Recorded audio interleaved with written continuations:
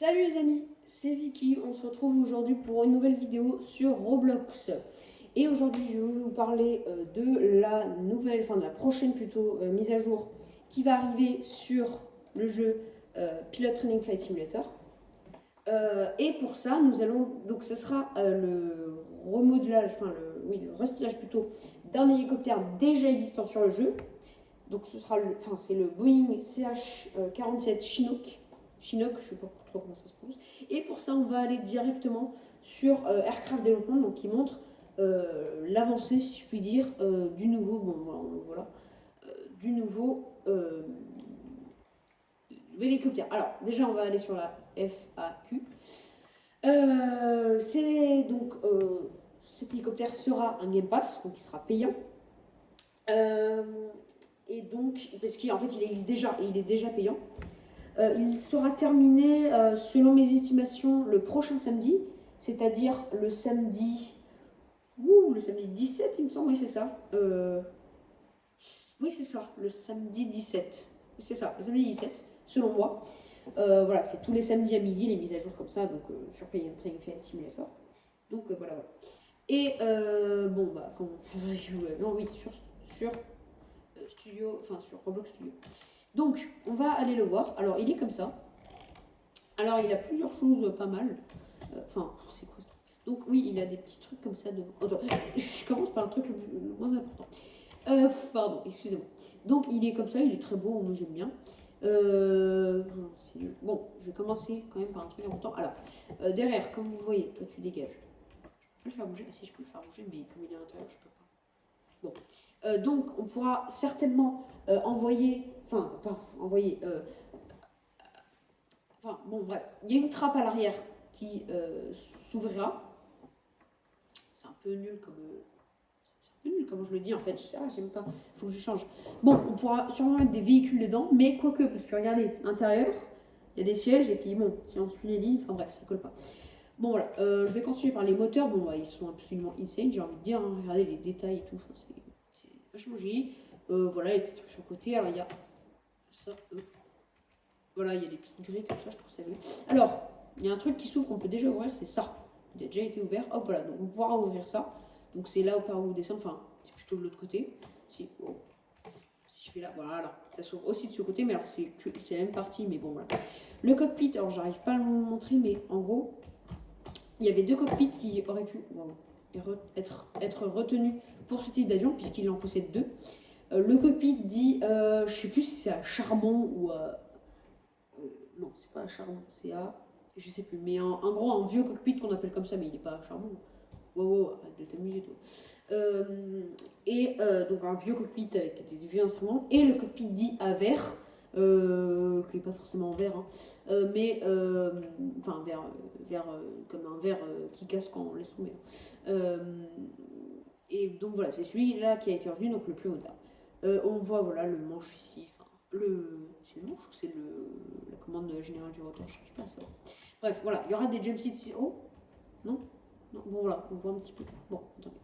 Donc la spécificité de cet hélicoptère, c'est qu'il possède deux rotors, donc avec 6 pales en tout, puisque 3 sur chaque rotor. Donc voilà, le premier rotor qui est supérieur, donc qui passe au-dessus du deuxième qui est à l'arrière, et donc voilà, le deuxième qui est à la fin, le premier plutôt qui est à l'avant. Voilà, donc c'est très détaillé, moi j'aime bien. Alors, concernant les livrets, il pourrait recevoir, selon mes estimations, jusqu'à 8 livrets. Alors, il y aurait la Royal Air Force, qu'on voit là-bas, donc c'est l'actuel. Ah oui, j'ai pas parlé des trains d'atterrissage, pardon. Trains d'atterrissage assez classiques, ils ne s'enlèveront pas, ils ne se supprimeront, ils sont toujours là en vol, quoi, parce que c'est comme ça que c'est dans la réalité, donc voilà, c'est tout. Puis ils sont assez simples, hein, ils sont pas difficiles à faire, donc ils sont doubles à l'avant et simples à l'arrière. Donc, la Royal Air Force, qu'on voit, c'est inversé par rapport à MSFS 2024, j'ai du mal. Qu'on voit en haut, enfin on ne voit pas, mais bon voilà, Royal Air Force, l'armée de terre sud-coréenne aussi, la Rural Flight Service, RFS, donc c'est pour les interventions contre le feu, voilà, les feux, et Colson Unical pareil, intervention contre le feu. Conditions médicales, je crois que c'est américain et Rural Fire Service, RFS, excusez mon accent, c'est australien, il me semble. Il y aurait aussi peut-être armée de l'air canadienne, l'US Army évidemment, bah, c'est eux qui les construisent, donc ce serait logique.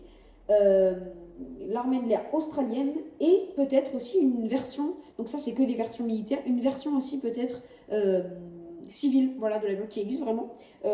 British Airways par exemple, British Airways, donc c'est plutôt en Écosse, ils utilisaient donc deux Chinook il me semble, ou plus, enfin je sais pas en fait. Ils ont utilisé donc quelques Chinook pour faire, faire la jonction entre les îles, enfin, le territoire, enfin pardon, le continent, j'ai envie de dire, mais bon, la Grande Bretagne c'est une grande île, mais bon, on peut dire le continent, et d'autres îles, par exemple, en Écosse, c'est plein d'îles, hein, enfin, donc voilà. C'était tout pour cette vidéo. Petit aussi changement qu'il va y avoir, c'est sur la minimap, donc en bas à droite de quand vous êtes sur le jeu en fait. Vous avez tout simplement, maintenant, il y aura donc sur les axes de piste, il y aura, enfin sur les pistes en fait, sur la minimap, vous aurez les axes de piste avec leur numéro. C'est un peu pour faciliter, puis pour l'approche aussi, spécialement par exemple en temps pluvieux, enfin en mauvais temps, et voilà, il y aura, enfin. Vous verrez quand ça sortira. Mais en gros, il y aura les axes de piste en blanc avec écrit l'axe dessus. 13 par exemple pour Tokyo, vous avez compris. Voilà, c'est tout en fait. Voilà. Voilà, les axes de piste. Et donc ça facilitera par exemple les approches. Et voilà. Si vous en êtes encore à ce moment de la vidéo, c'est que vous l'aurez probablement aimé. Sinon, vous aurez zappé. Enfin, vous aurez. Voilà. Bon, bref. Donc, n'hésitez pas à lâcher un pouce bleu et à vous abonner. Ça fait super plaisir. Surtout que là, je suis à 6 abonnés. Ça fait plaisir, hein. J'ai fait plus, hein, il n'y a pas longtemps. Enfin bref. Voilà. C'était Vicky. Et à une prochaine. Oui, prochaine vidéo PTFS. Je ferai donc. Je testerai. Enfin, non, je pourrais pas tester, mais je vous montrerai à quoi ressemblait le Chinook. Bref, voilà. Enfin, c'est tout en fait. Allez, ciao. C'est nul comme outro, je sais. Et oui, j'ai encore filmé. Je peux vous faire encore coucou. Bon, je vais pas faire ça à chaque vidéo, mais oui, je suis pas très riche, hein, donc j'ai juste. Ouais, non, mais vas-y. J'ai juste filmé comme ça, mais bon. En fait, je vous avais vu dans la dernière vidéo, mais c'était pas très compréhensible. En gros, j'arrive pas à trouver de logiciel gratuit. Mais d'ailleurs, si vous en connaissez, n'hésitez pas à me le mettre dans le commentaire. Hein. Voilà, de logiciels gratuits pour enregistrer le son et l'image en même temps. Voilà. Enfin, j'ai trouvé pour le son gratuit, pour l'image gratuit, mais pas les deux. Bon. Et donc voilà, désolé, mais enfin voilà, c'est tout. Ciao.